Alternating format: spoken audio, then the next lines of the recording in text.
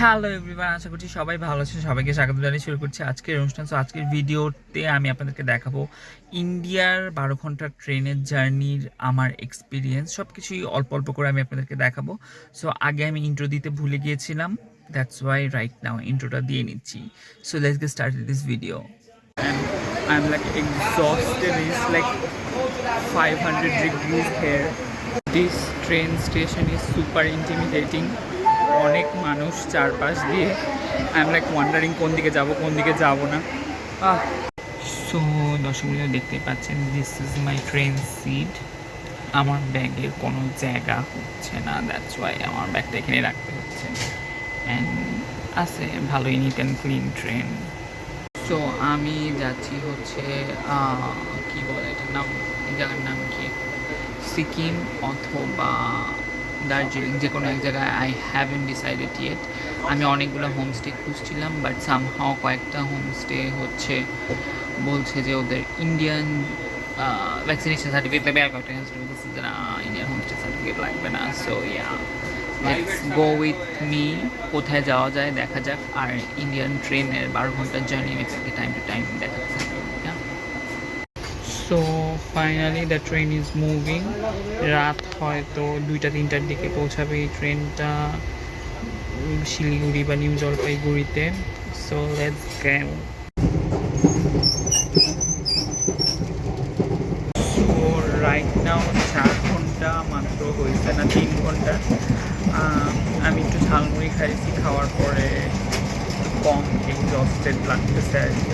So আমি এখন শুয়ে থাকবো। বেসিকলি মানে এরকম একটা বেডে ওপরের বাঙ্কে আমি শুয়ে আছি। তো যেহেতু আমার ট্রাইপড আমি এখন বের করতে পারবো না, তাই আমি আপনাদের কীভাবে দেখাচ্ছি।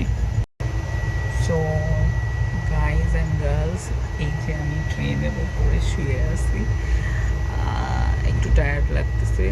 আর একটা ট্রেনের আলাদা ঝাঁকুনি আছে, যেটাতে হালকা একটু আপনার মোশন সিকনেস হতে পারে, but otherwise it's clean and comfortable. দাম হিসেবে ঠিকই আছে। মনে হয় 500 কিলোমিটার যাবে 12 ঘন্টায়। সো আমি আপনাদেরকে আবার একটু পরে আপডেট দিব। আমি একটা ন্যাপ মতো নিয়ে নিছি ট্রেনের তুলানিতে, আমার ঘুম এসে গেছিলো। আর right now I am feeling a little motion sickness.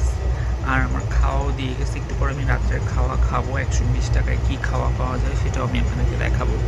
So দর্শকবৃন্দ, এইটা হচ্ছে ট্রেনের 120 টাকার খাওয়া। 2টা ডিম, সবজি, ভাত। সো খেয়ে, আর ডালও আছে, কিন্তু ওরা আমাকে চামচ দেয়নি কেন আমি জানি না, আমি কী দিয়ে খাবো। তো